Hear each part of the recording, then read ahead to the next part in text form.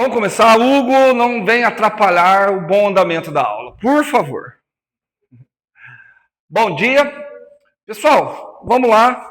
Fazendo hoje uma revisão, porque quinta-feira teremos, ainda não é dia 31, mas pelo visto vai ser uma noite das bruxas, né? Sabe qual que é a parte boa disso tudo? Nossa, vai ser muito fácil para eu corrigir. Né? Essa é a parte boa. Bom, vamos lá. Pessoal, o que nós temos em mãos? Wesley, eu vou corrigir. Você não estava aqui antes, a hora que cheguei.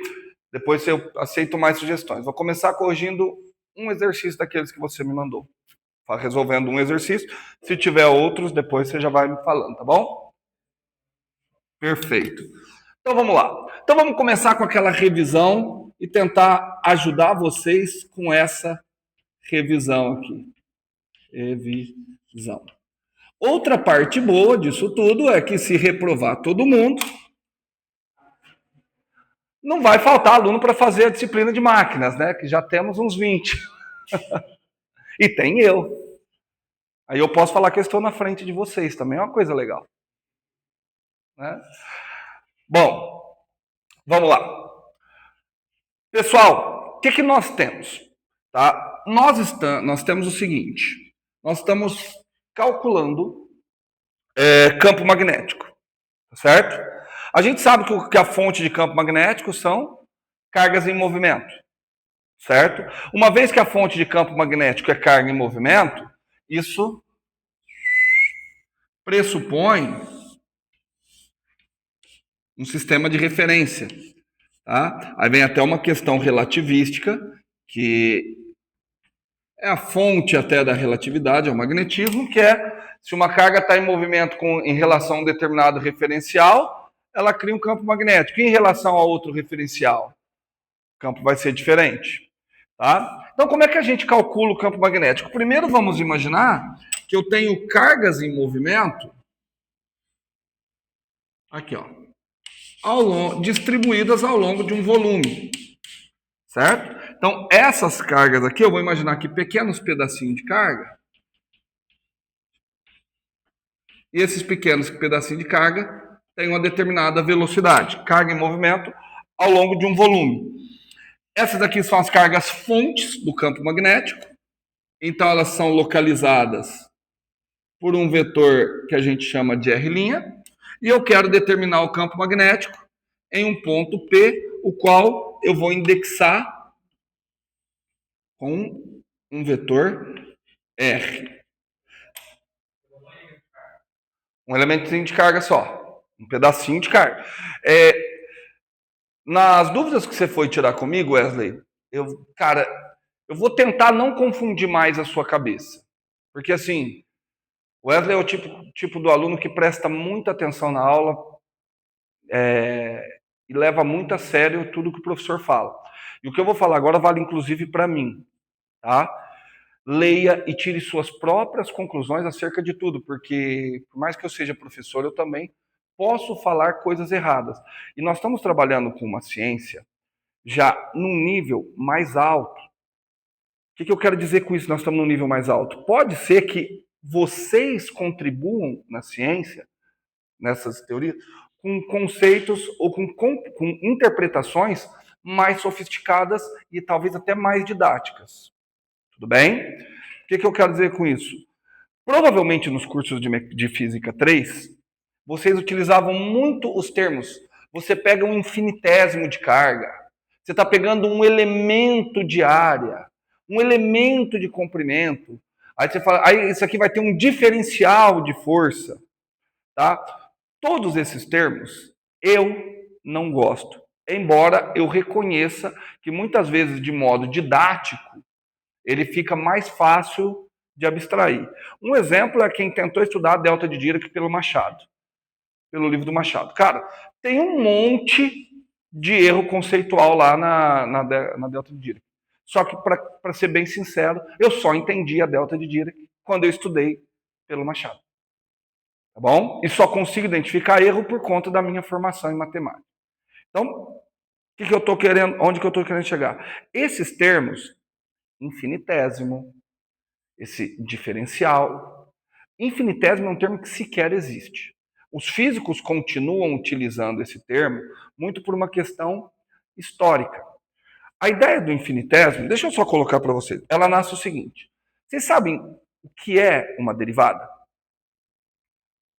Sabem o que é ou não? Ou tem uma noção do que é uma derivada? Uma taxa de variação. Quase. Ninguém, nada? Vocês viram em cálculo 1 que derivada era a inclinação da reta tangente ao gráfico num determinado ponto.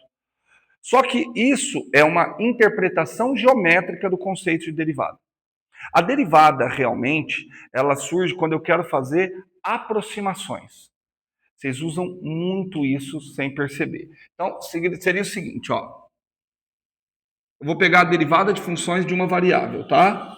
Então, imagine que eu tenho aqui, ó, eixo y, eixo x. Aqui no eixo y vai estar o gráfico da função. Dê uma olhada. E aí eu vou explicar o porquê que eu não gosto disso, tá? Aqui está o gráfico da função. Só que aí, imagine que eu estou estudando um problema, tá? A função está definida no intervalo AB, mas o problema que eu vou trabalhar, ele se dá ao longo de um intervalinho muito pequeno. Então eu não preciso olhar para toda a função. Eu posso olhar apenas para o trecho que vai me interessar. Se eu vou olhar apenas para esse trecho, e esse trecho é um trecho pequeno, talvez a expressão que descreva a minha função, ela não seja, ela seja complicada demais e eu posso buscar uma expressão um pouquinho melhor, tá? Então, imagine que eu estou aqui nesse ponto X, certo? Aí eu dou, esse ponto X está no domínio, tudo bem? A esse X corresponde o valor funcional, o valor f de x. Tudo bem? Se eu der um pequeno incremento no domínio, se eu der uma pequena variação no domínio, o que acontece com a imagem? Também varia. Mas olha só, olha a minha pergunta e responda com a sua intuição. Se eu der um pequeno incremento no domínio, meu pequeno incremento Δx, o que eu espero que aconteça? Que tenha um pequeno incremento na imagem. Isso só é verdade se a função for diferenciável. Então, o que é uma função diferenciável? Uma função diferenciável, em termos bem simplórios ainda, é uma função que pequenos incrementos no domínio vão resultar em pequenos incrementos na imagem. Em geral, gente, é o que vocês querem quando vocês estão trabalhando com qualquer coisa em engenharia elétrica. Imagine que você tem que montar lá um determinado circuito. Ainda estou catando exemplos bem aleatórios, tá? Não consigo o exemplo cotidiano da vida do engenheiro eletricista. Você precisa montar um circuito e nesse circuito você precisa pôr um resistor de 10K. Poxa, você não tem um resistor de 10K. Só que você tem um resistor de 9K. O que você espera da resposta do seu circuito ao substituir um de 10K por um de 9K? Você espera que tenha uma variação na resposta, mas que essa variação seja muito grande? Não, você não espera. Então, as funções que a gente trabalha em física, a nível de graduação ou engenharia, são funções que têm que ter esse comportamento, que pequenas variações no domínio causam pequenas variações na imagem. Só que presta atenção, de novo, vocês estão em nível de graduação, ensino superior. Essa fala ainda é muito superficial. O que é uma variação pequena? O que significa pequena variação no domínio causar pequena variação na imagem? Né? Porque eu acabei de falar de um resistor de 10K para 9K. Quanto que deu de diferença? 1K. Isso é pequeno? Isso é grande? Depende. Né? Se ao longo do teu circuito tiver outros trocentos resistores, isso aí pode ser pequeno. Como pode ser grande. Então, a gente precisa estabelecer o que é pequeno e o que é grande. Para nós aqui, dentro da matemática, significa o seguinte, olha, quanto foi a variação na imagem? A variação na imagem foi f de x mais Δx menos f de x. Essa é a verdadeira variação da imagem. Tudo bem? E qual foi a variação no domínio? Δx. Saiu do x, foi para o x mais Δx. A variação no domínio foi Δx. Certo? E olha só, vamos deixar a minha... Vamos tentar melhorar a minha expressão. E, de novo, eu quero que vocês critiquem as coisas que eu vou falando, tá bom? Vou falar para ser criticado. Então, em um primeiro momento, eu falo o seguinte, olha, pequenas variações do domínio precisa causar pequenas variações da imagem. O que é esse pequeno?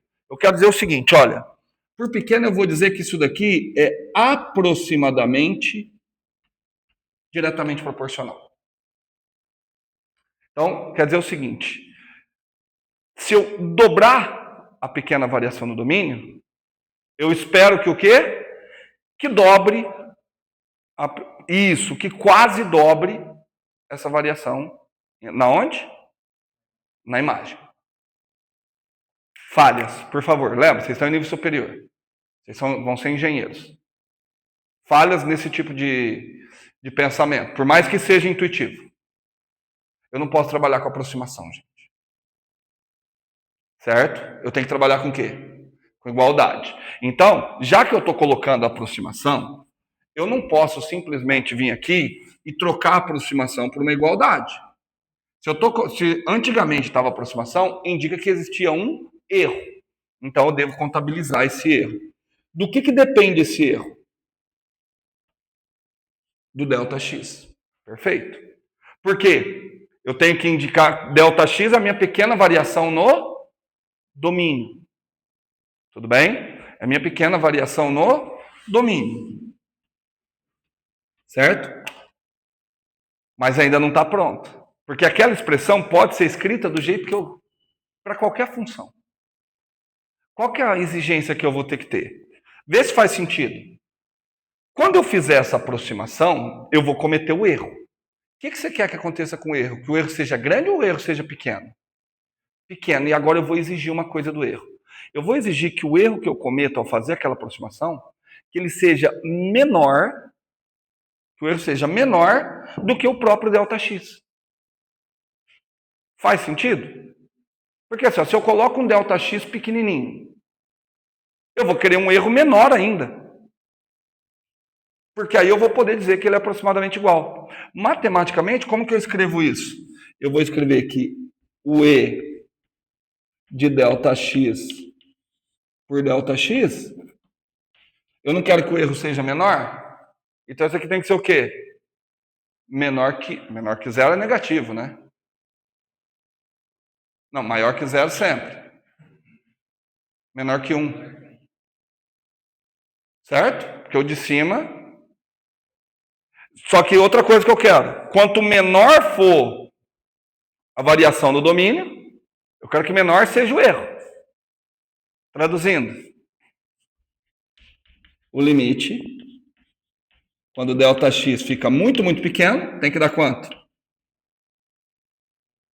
Não. Δx não é muito, muito, muito pequeno, mas se o Δx é muito, muito pequeno, o que eu quero que aconteça com o erro? Seja menor ainda. Certo? Então eu vou ter em cima um número muito, muito, muito, muito pequeno, dividido por um número pequeno. Onde é que está o maior número? Em cima ou embaixo? Embaixo. Então quanto que dá aquele limite? 0. Isso daqui. Tá certo? Isso daqui é ser uma função diferenciável. Tá certo? E aí a pergunta que vocês deviam fazer é o seguinte, tá bom, mas qual o significado daquela constante proporcionalidade? Então, uma função diferenciável é aquela que eu consigo escrever na forma de uma proporcionalidade entre variações do domínio e variação na imagem. De acordo? Tudo bem? Tá? Sabe como que eu chamo isso daqui? Derivada. A derivada é a constante proporcionalidade. Certo? E sabe o que é legal? Sabe o que aquilo ali significa? Significa que aqui nesse trecho eu consigo aproximar a minha função por uma função afim, por uma função de reta. Qual a inclinação dessa reta? A derivada. Então, qual que é mais fácil trabalhar em termos operacionais até computacionais? Com reta ou com a equação original da função? Com reta. Tudo bem? Então, vocês não devem estar acreditando muito ainda. Quer ver? Vamos pegar uma funçãozinha bem boboca, e aí eu vou mostrar o problema, que tudo isso começou no problema de eu utilizar os termos dx, diferencial, essas coisas todas, tá? Vamos pegar a função f de x igual a x ao quadrado. Tudo bem? Se eu der um pequeno incremento no domínio, eu vou ter que calcular o f de x mais delta x. Certo? Ó, deu um incremento no domínio. Para quanto foi a imagem? Vai ficar quanto? X ao quadrado mais 2x delta x mais delta x ao quadrado. Tudo bem? Agora, quanto é que foi o incremento na imagem?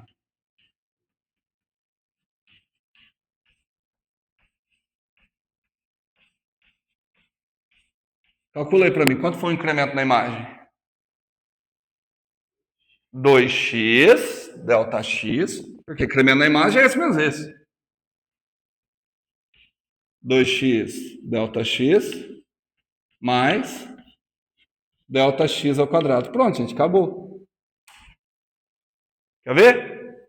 Ó, incremento na imagem é diretamente proporcional ao incremento do domínio mais o erro. Para delta x pequeno, o erro é menor que delta x? Imagina um delta x pequeno. Fala um valor. 0,1. Se o delta x é 0,1, o erro está sendo quanto? 0,1 ao quadrado, que é 0,01. Está vendo que o erro está menor? Quem que é o coeficiente de proporcionalidade? Isso aqui é a derivada. Certo? Está aqui um jeito de vocês calcularem a derivada. A derivada é o coeficiente de proporcionalidade. Tudo bem? Como que se fazia antigamente, quando não tinha nem a noção de limite? Ainda não se tinha noção de limite. O que os caras faziam é o seguinte, olha, isso daqui o cara chamava de DF. Tudo bem? Olha só. Ó, eu vou fazer a mesma coisa aqui, tá? Então o cara fala assim, olha, então aqui a gente tem aqui, ó, o DF, que é esse termo que vocês estão utilizando aí. Os caras não, o Leibniz, tá? O diferencial da função f é igual a 2x dx mais dx ao quadrado. Tá? Lembra, não tinha noção de limite ainda. Aí fala assim, bom, mas eu estou tratando para pequenos deslocamentos em x, só que não falava isso. Eu estou tratando para pequenos dx. Se dx é um número muito pequeno, quer dizer que dx quadrado é quanto? 0. Aí o cara cortava. Tudo bem? Ou seja, o que ele está considerando? Que dx é praticamente 0. Aí ele pegava esse dx e passava o dx dividindo. Aí fica df dx igual a quanto? 2x. Vocês, como futuros engenheiros, devem estar adorando isso daqui, né? Que ficou bonito pra caramba, né? Mas isso tem uma incoerência. Quanto que eu falei que vale dx? Não. Se eu anulei e mantive a igualdade, eu falei que dx vale 0. Como é que eu falo que ele vale 0 aqui e depois passo dividindo? Aí eu estou dividindo por 0. Tudo bem? E, cara, isso daqui deixou os matemáticos muito confusos durante muito tempo, porque assim, cara, não faz sentido. Mas então, se não faz sentido, por que isso continuou? Porque funcionava. Certo? Então, o que o matemático tem que fazer? Cara, isso acontece muito em matemática. O engenheiro ele descobre uma determinada técnica, um negócio que funciona, e o matemático tem que trabalhar nisso depois. E aí, então, o que ele começou a fazer? Cara, nós precisamos dar uma estrutura filosófica, uma base conceitual, lógica, firme para isso. Ok? Tá? Outra coisa, até abrir um parênteses. Vocês estão usando lógica direta em circuitos digitais, né? Vocês acham que quando criou-se a ideia de lógica, alguém estava imaginando que um dia isso poderia ser utilizado em circuito? Isso daí foi um engenheiro muito top, que conhecendo de matemática, teve essa ideia de criar essas portas lógicas. Tá? Então, aqui assim, quando eu começo a falar nesses DX, eu estou dividindo, não faz sentido. Tá? Então, aí os matemáticos vêm, eu não sei, é que vocês aprendem numa ordem que não é ordem cronológica. Vocês aprendem limite, derivada, integral. A ordem histórica foi integral, derivada. Só 200 anos depois da derivada veio a noção de limite. Que a noção de limite ela vem justamente para colocar isso daqui. Tá? E aí, agora é meu ponto de vista, tá bom? Fique à vontade para achar o seu.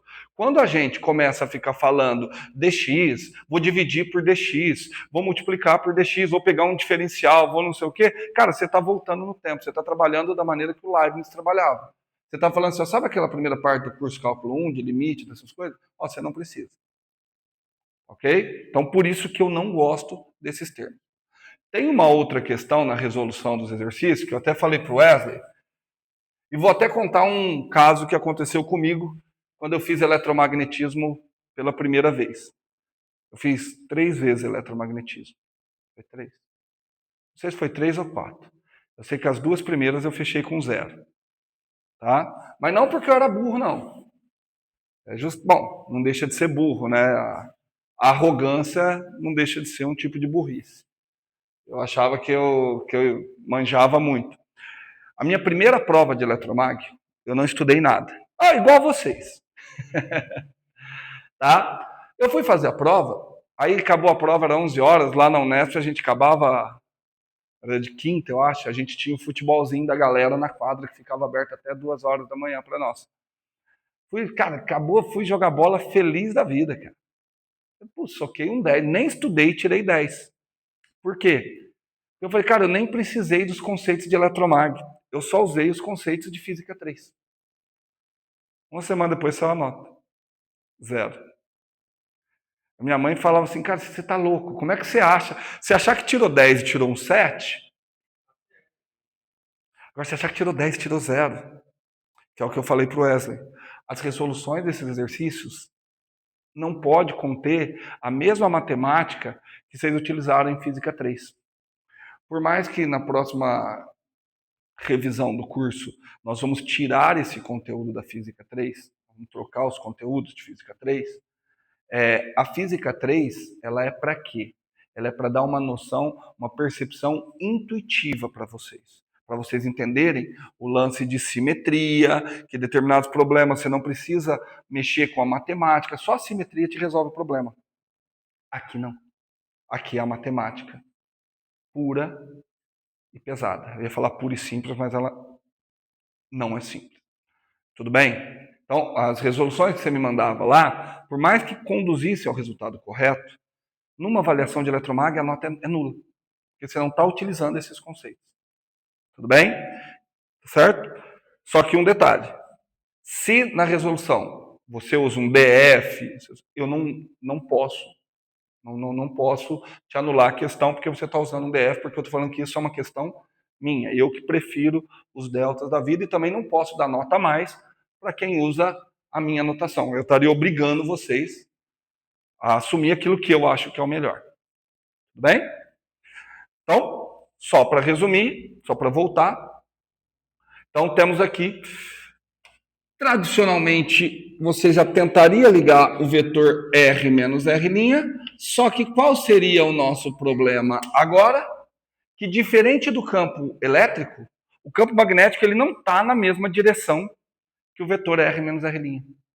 Tá? E aí eu tenho em mãos a lei de Biot-Savart. O que diz a lei de Biot-Savart?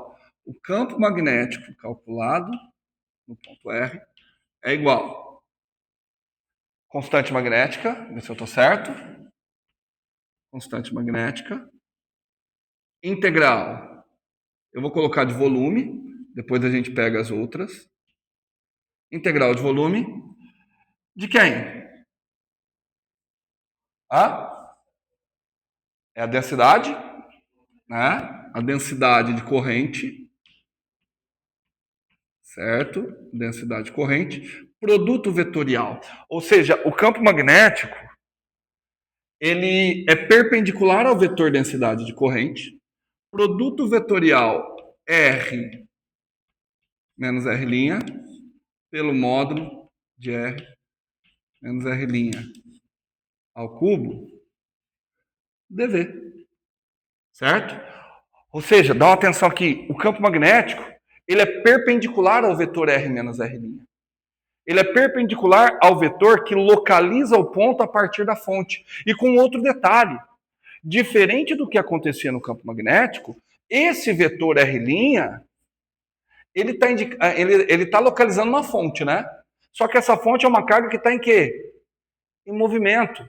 Então não seria nenhum exagero eu colocar esse R' como um R' de T. Porque ele está em movimento. Tá certo? Aí você poderia perguntar, tá bom, professor. Ó, às vezes eu penso que eu sou um professor muito gente boa, cara.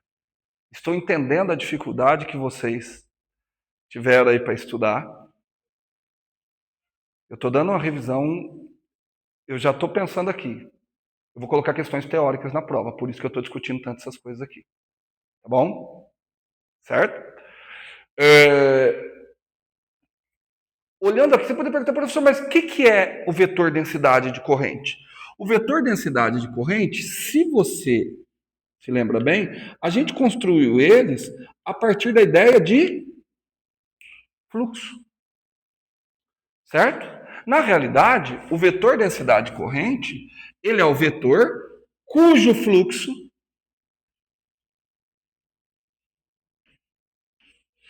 quem é que dá o fluxo do vetor densidade corrente? A corrente. Ele é o vetor cujo fluxo te dá a corrente. Tá? No caso do vetor densidade corrente, se você puxar na memória, e aí aqui fica mais fácil, ele nada mais é que a densidade vezes a velocidade. Qual densidade que é aquela que está ali? Volumétrica. Por que é mais fácil visualizar dessa forma, como densidade volumétrica vezes volume? Porque eu consigo generalizar. E se tiver um movimento das cargas superficial, como é que vai ser? Integral de superfície. Não existe esse vetor J mais. Só que aí eu vou trocar por quê? Densidade superficial vezes. E se ele estiver andando ao longo de um fio? Pelo que eu vou trocar? Densidade linear. Lambda V. Certo? Só que a hora que eu troco por lambda vezes V, vai ficar lambda V dl.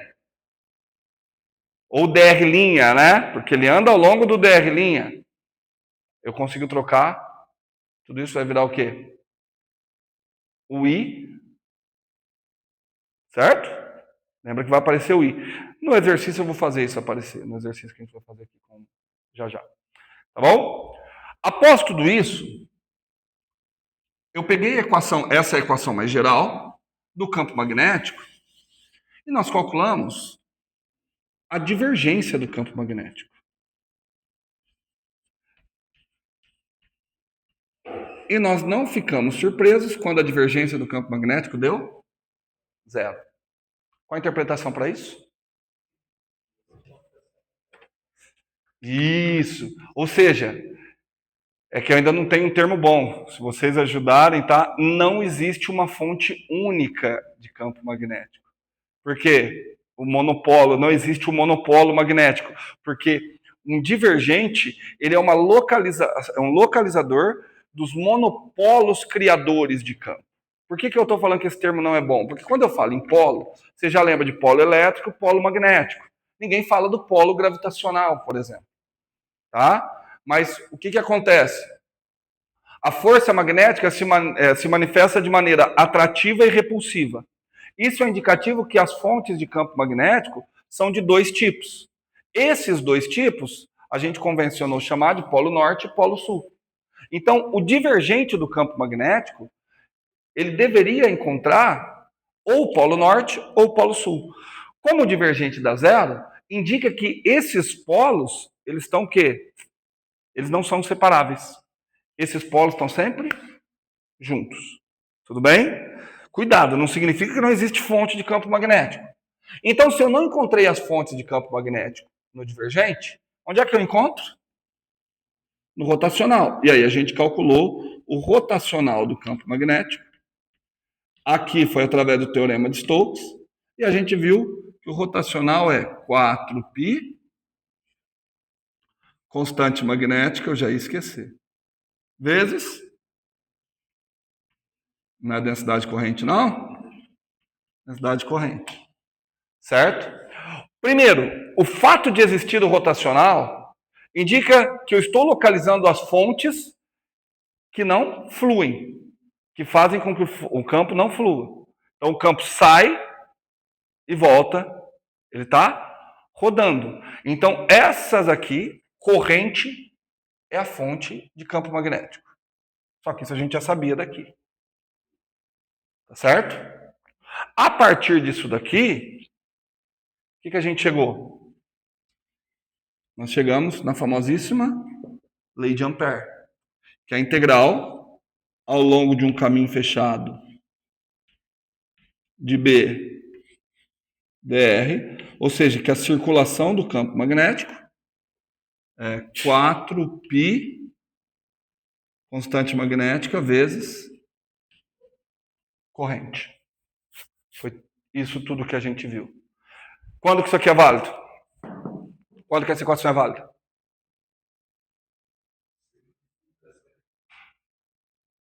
Vou perguntar de novo. Quando que essa equação é válida? Quando? Sempre. Certo? Porque ela vem daqui. Essa equação é válida sempre. Quando é que ela é útil? Certo? Quando é que ela é útil? Quando eu tenho uma situação de simetria favorável. O que eu defino como uma simetria favorável? Simetria favorável, vamos ser pragmáticos, quando essa integral aqui for fácil. Certo? Quando que essa integral fica fácil? Quando o módulo do campo é constante em uma linha na qual o módulo do campo seja constante e para qual o campo seja paralelo a essa linha, é o caso mais fácil possível. Também, se o campo for perpendicular à linha, também fica fácil. Porque se o campo for perpendicular à linha, quanto que dá? 0. Tudo bem? Resumir tudo que vai cair na prova. Certo? Podemos ir embora? Já dá para tirar um 10? Então vamos lá. Então vamos resolver um probleminha que o Wesley pediu.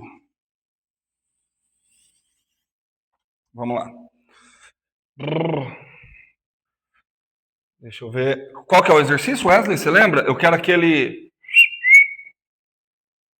que vem reto, faz uma meia circunferência e vai. Você lembra o número dele? É do Griffiths, né?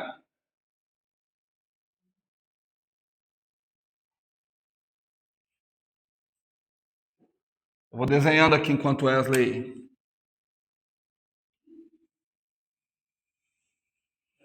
Ixi, eu não trouxe o compasso.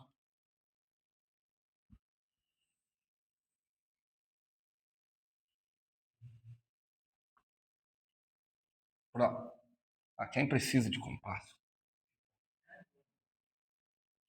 Qual é o número, Wesley? Tá, eu acho que é isso mesmo. Então, vamos resolver o exercício 5.9 do Griffiths. Lá, pedido do nosso amigo Wesley. Tá. Wesley, descreve ele aí para mim que eu já não lembro. Tem uma corrente. Se eu não me engano, a corrente está entrando por aqui, né? Tá certo?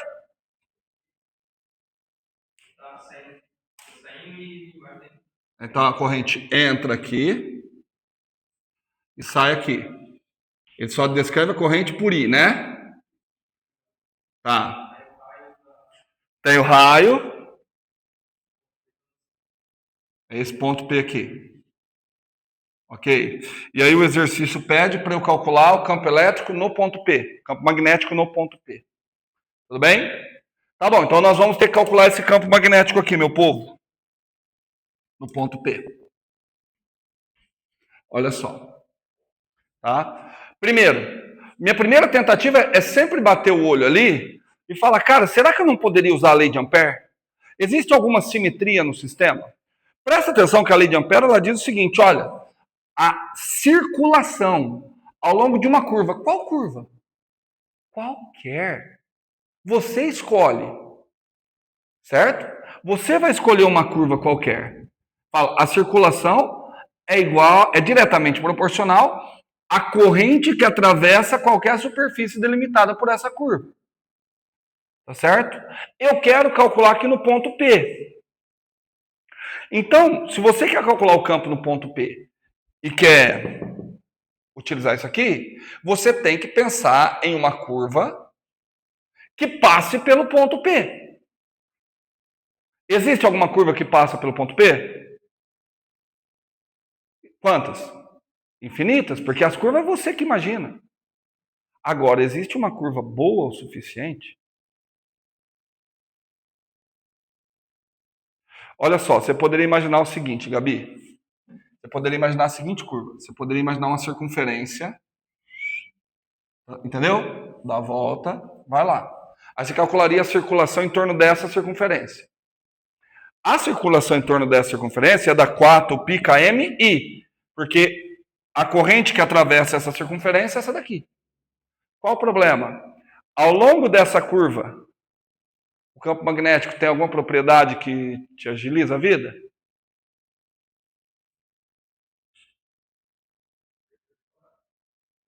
Ao longo da curva. O campo magnético é constante, por exemplo? É? Imagina a curva, ela está fazendo isso aqui, ó.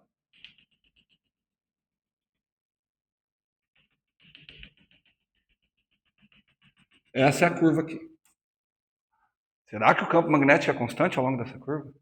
É só você pensar um pouquinho. É só você pensar um pouquinho. Nesse ponto, ele está sofrendo ação das cargas em movimento. Onde é que tem carga em movimento?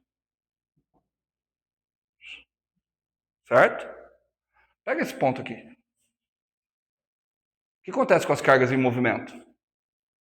Estão mais distantes.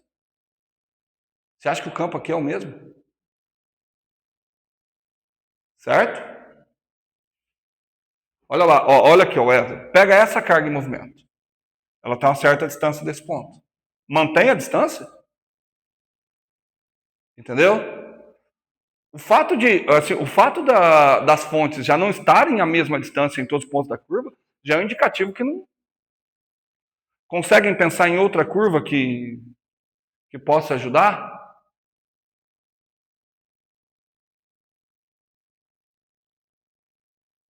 Tem que ser uma curva fechada. De preferência que a curva. Porque assim, você pode, tudo bem, você pode pensar uma curva aqui assim. Só que aí nenhuma corrente está atravessando a superfície limitada dessa curva, não vai adiantar nada. Hã?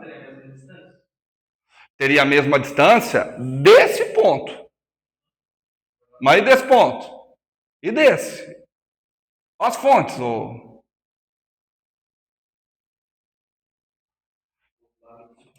Vamos pegar aqui, ó, Wesley. Eu acho que eu já peguei aqui. Concorda que isso aqui é uma fonte de campo, né? Então, a distância é isso aqui, né? Pega outro ponto da circunferência. Pega esse. Olha a distância. Já mudou. Não. Você não tem que ver só corrente. Você tem que entender como fonte. As fontes estão distribuídas aqui. E a distância das fontes a essa circunferência varia. Como assim? Posso. Tá. Pela lei de Ampère? Então me dá uma sugestão. Só com essa parte qual? Só com a parte reta? Tá, se é só com a parte reta, qual que é a corrente que atravessa a superfície delimitada pela curva? Ah? Não, mas você está considerando só a parte reta ou você está desconsiderando isso aqui? E nem que você pegue só isso aqui, ó. Não há simetria, porque esse ponto, ele tá a distância diferente dos outros pontos da circunferência. Tudo bem? Então a primeira coisa é bater o olho, cara, ali não apresenta uma simetria favorável. Ok? Não apresenta. Então nós vamos ter que apelar para a lei de Biot-Savart. Só que eu vou ter que apelar para a lei de Biot-Savart em que situação? Nessa daqui, na densidade volumétrica? Não. Então primeiro vamos mexer aqui na lei de Biot-Savart.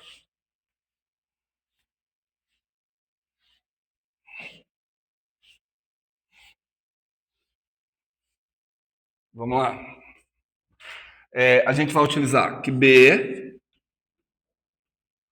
de R 4π constante magnética, integral de linha, tá? Vou colocar a integral ao longo da curva C.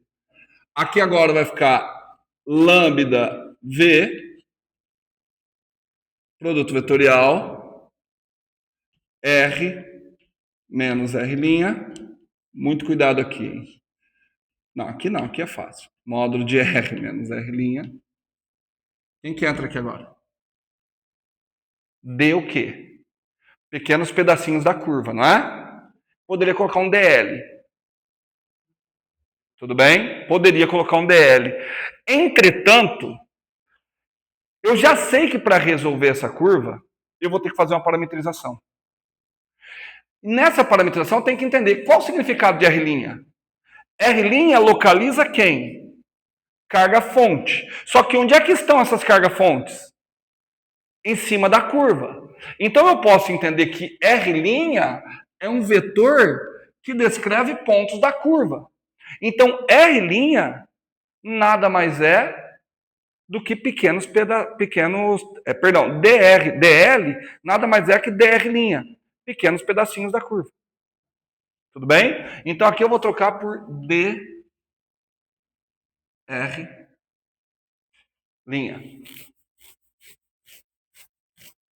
Certo? Tudo bem? Tamo junto? Tá bom. Ah, mas ainda dá para melhorar. Ainda dá para melhorar. Como que eu posso melhorar aquilo ali? Quem que é lambda? Quem é lambda? Carga por comprimento. Certo? Carga por comprimento. Certo? Quem quer ver? Ó, vamos lá, lambda. Lambda. Carga por comprimento. Comprimento da curva. Quem quer ver? dr' vetor dt. Tudo bem? Poxa, quem é dq/dt? Aqui eu estou escrevendo como d, mas vamos fazer bonitinho, né? Acabei de fazer uma crítica, né? Como isso aqui é integral, isso daqui vem do somatório. Lambda delta Q delta T V delta R', delta T, lambda delta Q delta R', módulo, né? O que acontece? Quem é delta Q delta T? Corrente. Ah, show. Quem é delta R' pelo módulo de delta R'? Versor. Ah, versor. Só que eu pego esse delta R' que trago aqui, vai ficar delta R' vezes o versor. Dá o vetor. Tudo bem? Portanto, isso daqui transformar-se-á, daqui, ó, 4π km integral ao longo da curva dr', produto vetorial, R menos R', módulo de R menos R'. Ao cubo eu esqueci. E tá faltando outra coisa também. Tá faltando o I, né? Faltando a corrente. Certo? Então nós vamos utilizar a lei de Biot-Savart naquela forma de baixo ali. Tudo bem? Sugestão, a hora que for em casa, se for ter tempo para estudar, refaz essa demonstração, essa justificativa que eu fiz para sair da de cima e chegar na de baixo. Tudo bem? Portanto, nós temos uma integral de linha para resolver. Integral de linha para resolver, a primeira coisa que eu vou precisar é descrever, fazer essa parametrização. Portanto, a primeira coisa que eu preciso é um sistema de referência. De acordo? Então tá. E aí agora, gente, é com vocês. Escolhe o melhor sistema de referências possível. Qual que é o melhor sistema que vocês... Fala um sistema que vocês querem aí. Não pensa, gente. Gente, eu tenho que simplificar. Espera aí, ó. No meu sistema de referência, quem que eu tenho que localizar? R. Eu tenho que localizar R. R é o ponto onde eu vou calcular a força. E R'. R' tem que localizar todos os pontos. Ou seja, você vai ter que dar conta de parametrizar a sua curva de acordo com o seu sistema de referência. Quantas curvas tem ali na realidade para parametrizar? Parece uma só, né? Mas eu vou ter que fazer quantas parametrizações?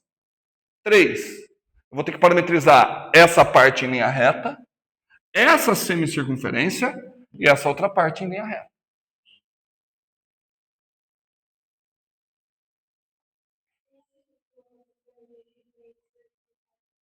Com origem no ponto.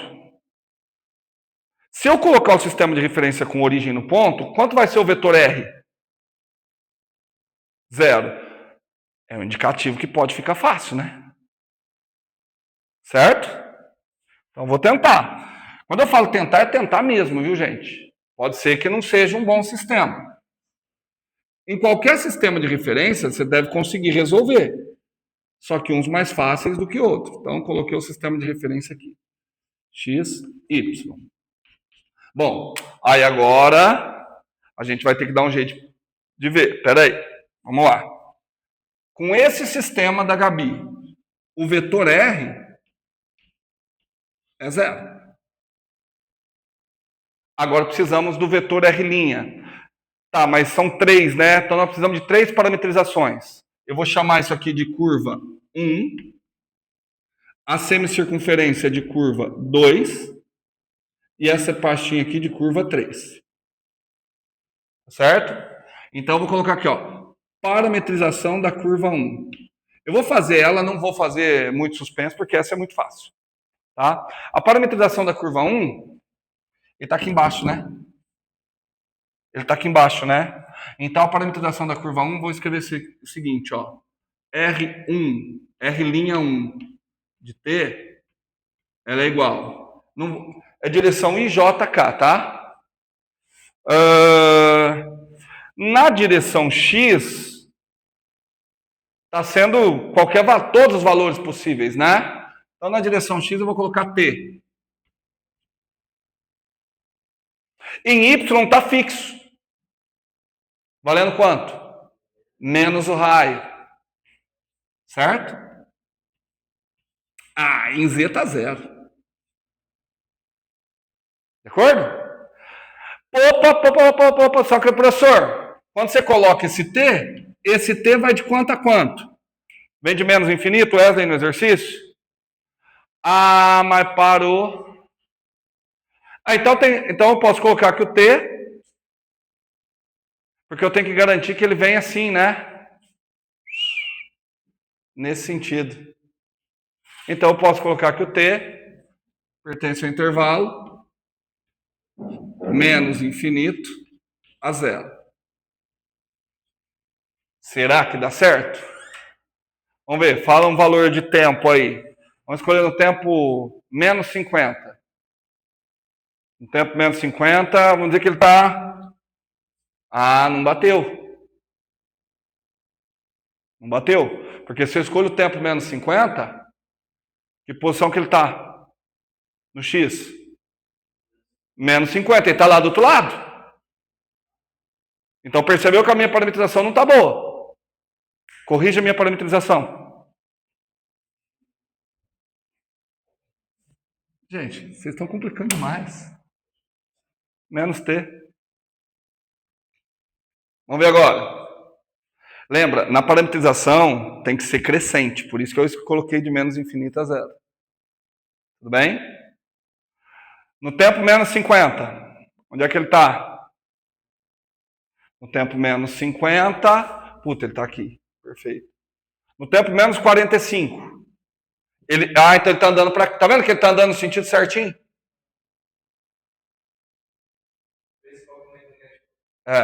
Teria outra parametrização?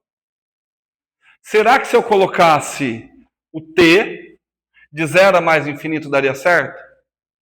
Não daria. Porque aí ele estaria andando daqui para lá. Eu estaria pegando o sentido oposto da corrente. Tudo bem? Certo, Gabi? Gabi, só para ver se está certo mesmo. Você vai parametrizar para mim agora a curva 3. Ó, como que eu sou legal, hein? Certo? Então vamos lá, curva 3. R1 linha. Agora eu entendi por que o Griffiths colocou esse exercício. Que eu falei, cara, parece que é um exercício tão fácil. É fácil. Só que ele tem uma sacadinha ali na curva 2. Vamos lá, Gabi. Parametriza para mim a curva 3.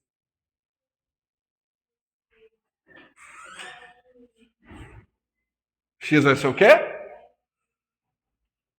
Não entendi, perdão? Não. Ó, a curva 3 aqui em cima.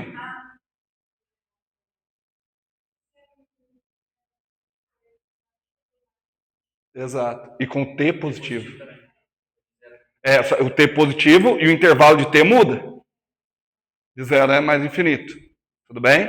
Então, T, R, 0. T pertencente, 0, mais infinito.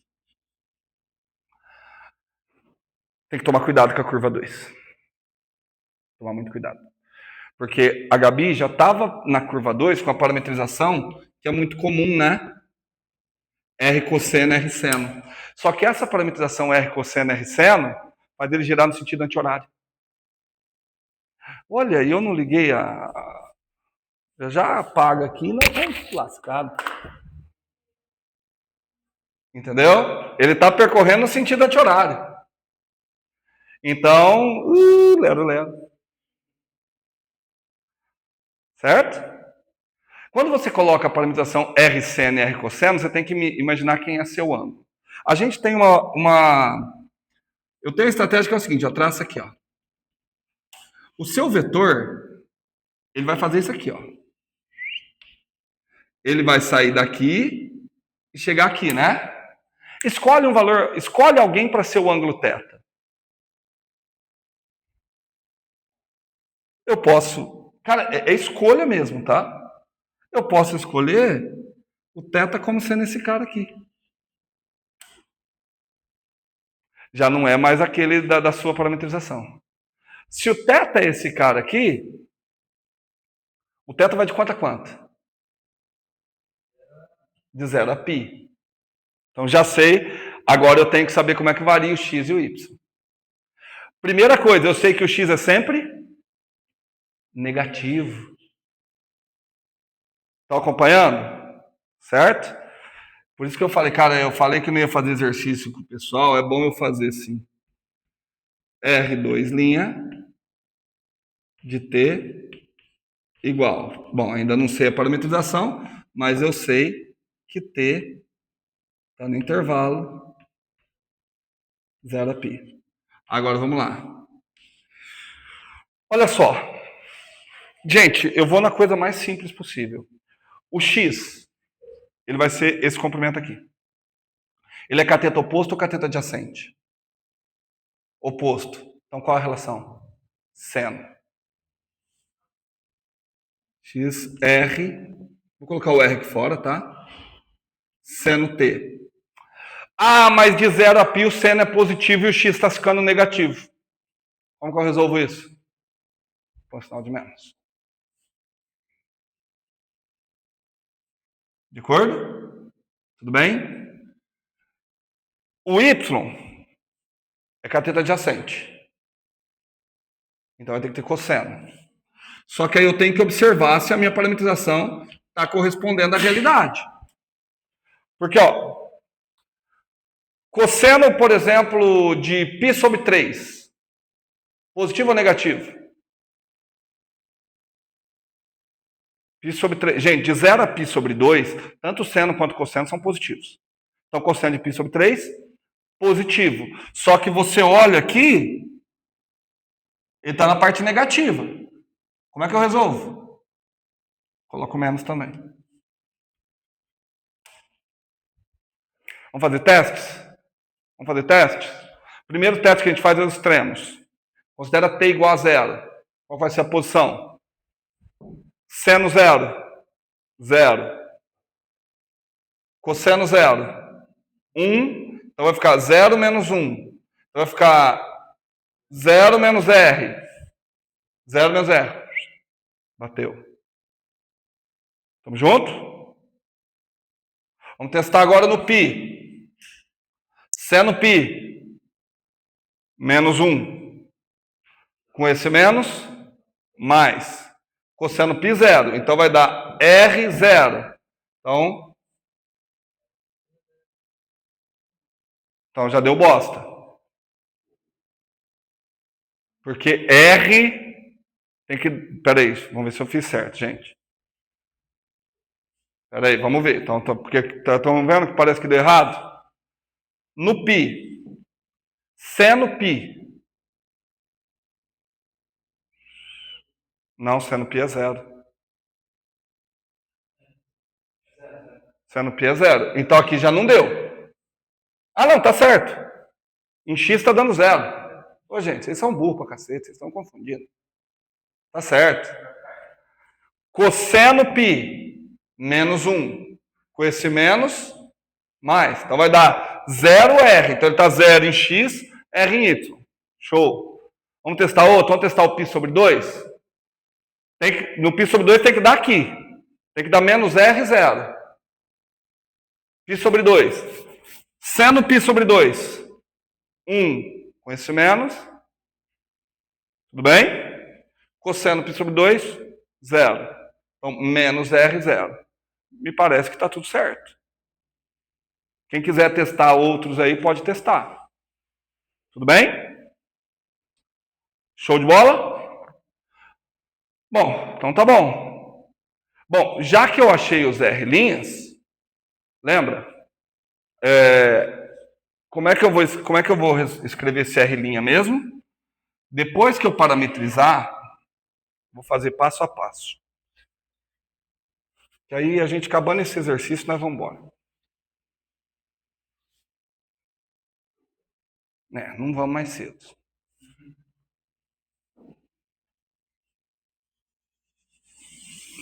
Bora. Ó. Como é que nós vamos resolver essa integral? Ó, a integral que a gente tem para resolver é a integral do campo magnético. B de R igual 4π km I integral ao longo da curva 1 mais integral ao longo da curva 2 mais a integral. Todo mundo de acordo? Certo?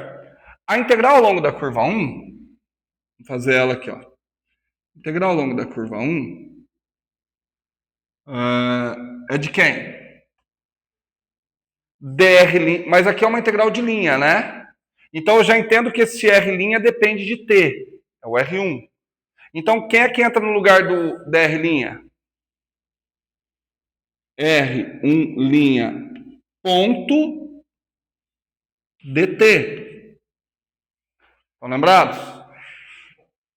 No lugar do dr' é a derivada vezes o dt. Tudo bem? Então ficou produto vetorial, agora ficou mais fácil, né? Produto vetorial com quem? Dá uma olhada lá. 0 e 0.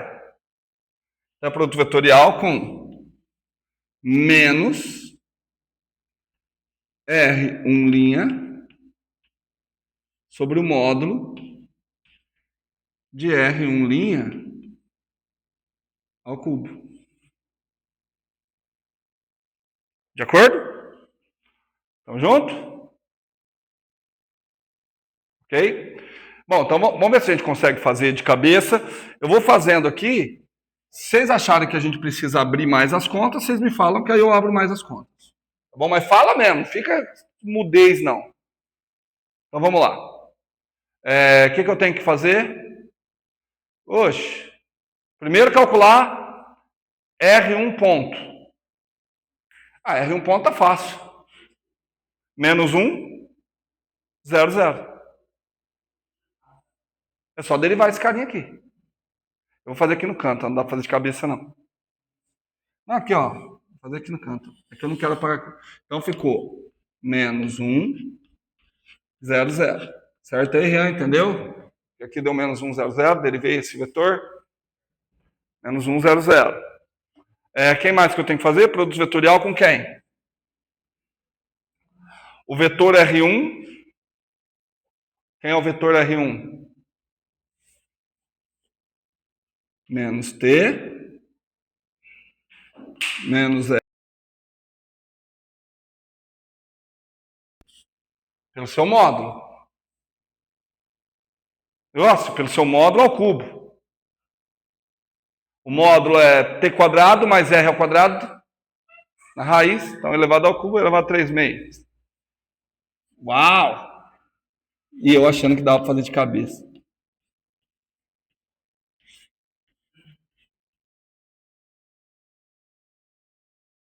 Tamo junto? Não precisa do sinal de menos, né? Que é módulo. No de cima, né? No menos R1, né? Vê se eu não estou errando, gente. A derivada é negativa também? Mas a derivada tá, ó. A derivada tá certa. Vamos fazer o produto vetorial? Ó, produto vetorial não é difícil, não. I com J, K. Ó, não, perdão. Estou errado. I com I, 0. I com J, K. I com 0, 0. 0. Depois vai dar só tudo 0. Então só me interessa fazer esse. Tudo bem? I com I. I com J, K. Então deu menos R sobre T ao quadrado mais R ao quadrado elevado a 3 meios na direção K. Certo? Vamos ver se faz sentido? Então, está dizendo que a hora que eu fizer... Isso aqui vai dar na direção menos K, né? O campo vetorial devido a esse trecho. Tudo bem?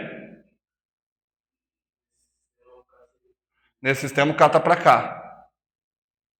Para onde estaria o campo gerado por isso? Dedos, palma, ó, polegar na direção da corrente, o campo circula. Menos K mesmo. Pelo menos isso está certo. Não sei se as contas estão certas. Tudo bem? Então, resolvendo tudo isso, nós teremos que resolver uma integral. De quanto que está ali? Menos infinito até 0. De quem? Menos R dividido T quadrado mais R quadrado elevado a 3 meios dt.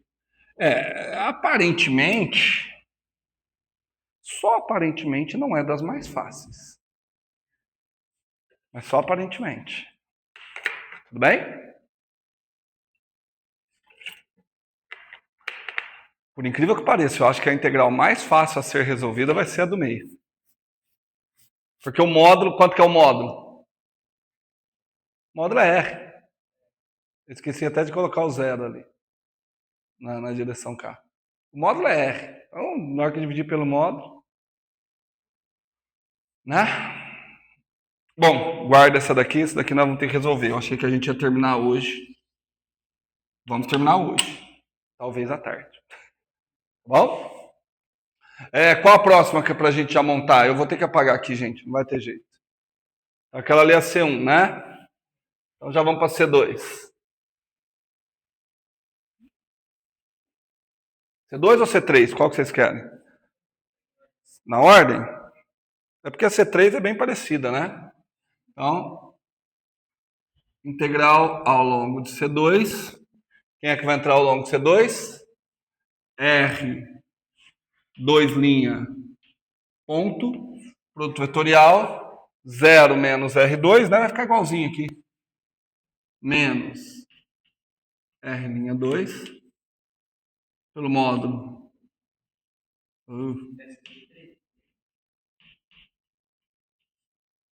Ao cubo. Não, o que você tem? Não estou entendendo. Acho que aqui está certo.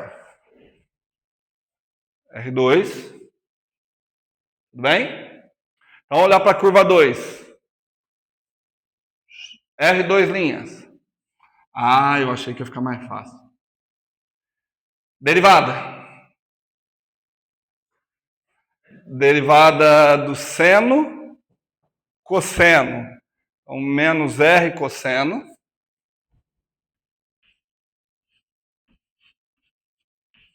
Menos R cosseno T.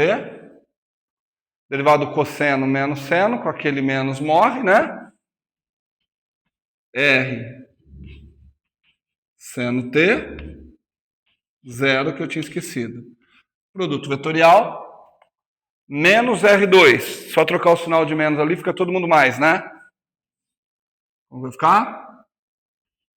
R seno T, R cosseno T, zero.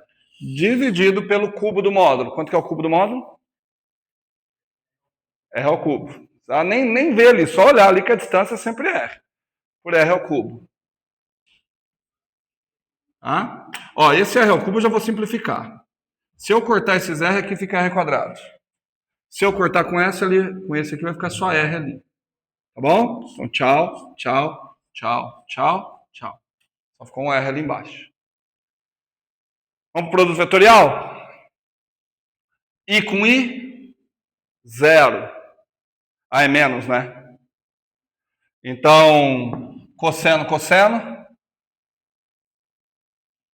Cosseno ao quadrado. Menos, então deu menos cosseno ao quadrado. Direção K. Certo? E isso. Aqui J com I. Menos K. Então já deu outro menos aqui. Seno com seno. Seno ao quadrado. Então deu menos cosseno ao quadrado, menos seno ao quadrado na direção K. Quanto ficou? 1. Então ficou... Nossa, essa ficou fácil demais. Essa parte ficou fácil demais, porque quanto que deu? Opa! Aqui ficou direção K. Aqui vai ficar integral de 0 a π. Deu 1 na direção, 1 sobre R na direção K? Poxa. 1 sobre R dt na direção K. Pô, essa daqui é brincadeirinha de criança, hein? Oi? Ah, para ver se você está prestando atenção, porque está tão fácil que a gente tem que colocar um elemento dificultador, né, Gabi? Certo?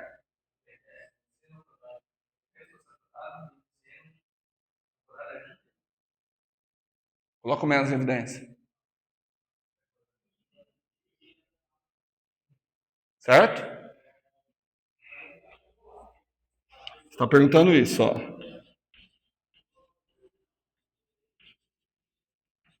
Não é isso? Ah, eu vou colocar menos 1 em evidência. Fica menos 1 que multiplica quanto? Tudo bem? Cosseno ao quadrado mais seno ao quadrado. Tudo bem? Ainda bem, né, Wesley? Não, nós estaríamos meio chateados, né? Não que eu não esteja chateado com isso aqui. Um pouquinho. Mas com essa daqui eu estou feliz. Então vamos para a próxima. Integral ao longo de C3. R3 linhas. Produto vetorial. Menos R3 linha. Módulo 3 linha ao cubo. dt. Bora. Eu tô com um palpite que vai ficar muito parecido com a outra, né? Então, vamos lá. Vamos calcular R3 pontos. Quanto que deu? 1, 1, 0, 0. Produto vetorial R3. T, R. Cara, deu igualzinho. T quadrado. Quadrado. 3 meios. Oi? Deu. Na onde? Aqui, né? Ah, é verdade. É menos R3, né? Obrigado, Gabi. Agora fechou. Tudo bem? Elas vão se somar, né? Espera aí, ó. Aqui, deu aqui entrando. Aqui vai dar entrando também. Também tem que dar na direção menos K. Tá doidinho para se anular. Vamos lá. I vetorial I, tchau. I vetorial J, K, só com negativo, menos K. O restante tudo vai dar zero. Então, integral, só que agora é de zero a mais infinito. De quanto? Mesma coisa. Mesma coisa o que, gente? Menos R T quadrado mais R quadrado 3 meios dt. Tá bem claro que você tem uma propriedade, né? Alguém consegue me dar uma justificativa, sem eu fazer as contas, de que essa integral tem que dar o mesmo resultado que essa? Tem duas justificativas possíveis. Uma física e outra matemática.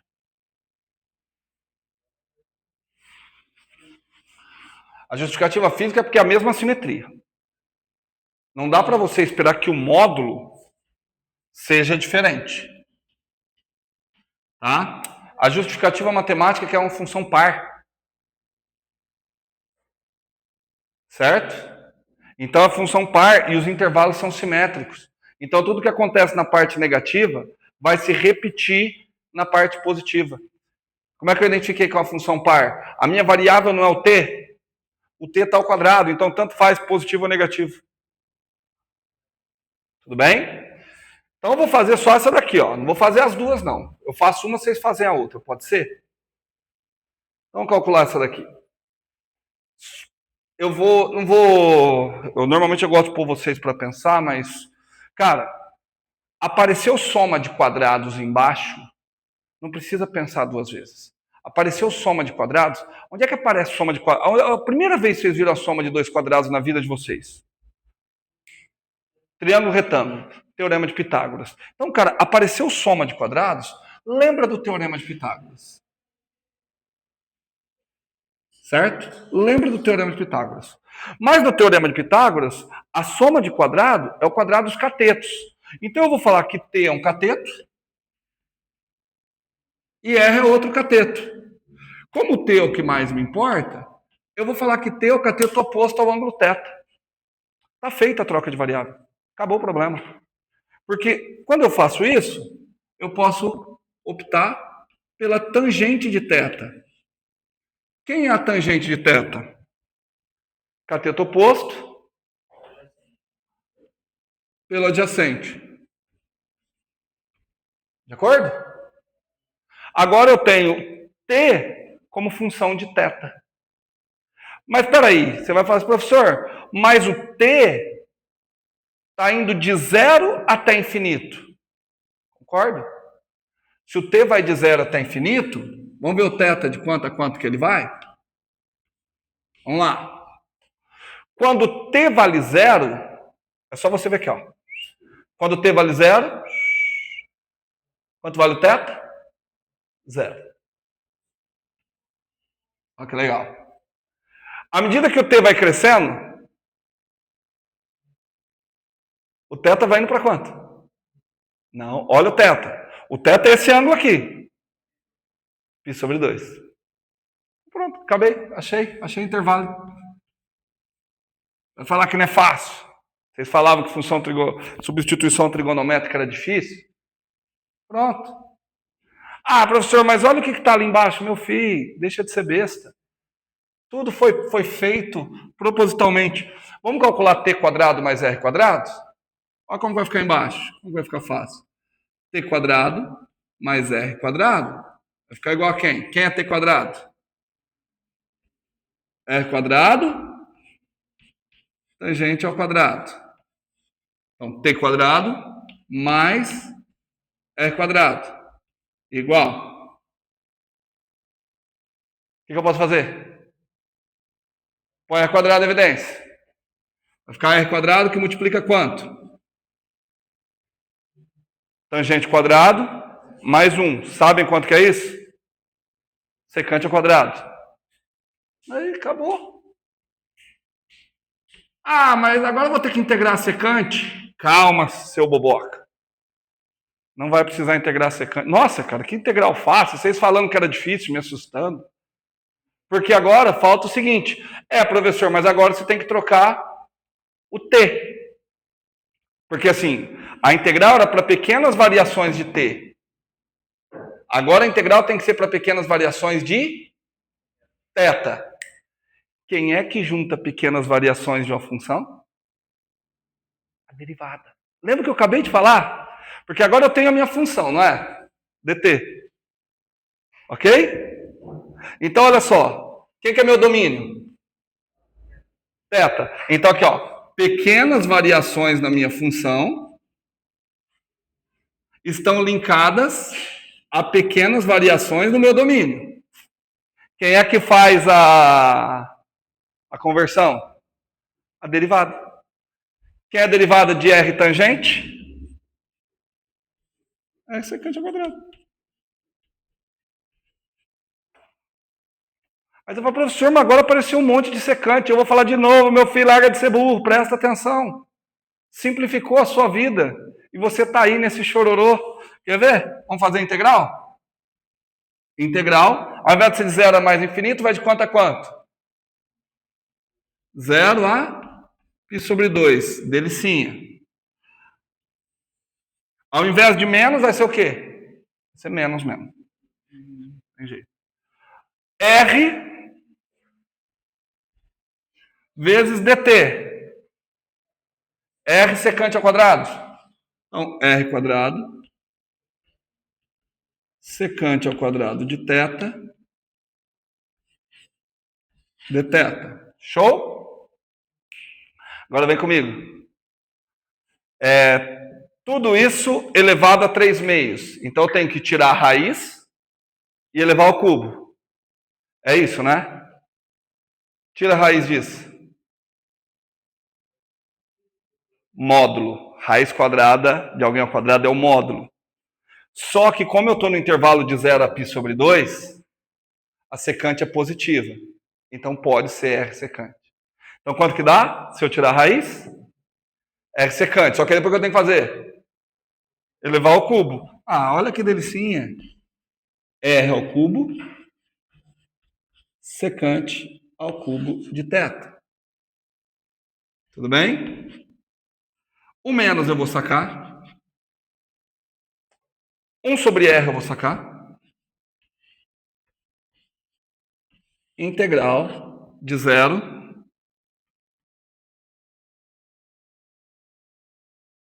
seno ao quadrado, perdão, secante ao quadrado por secante ao cubo. O que dá? 1 sobre secante. 1 subsecante, vulgarmente conhecido por cosseno. Acabou.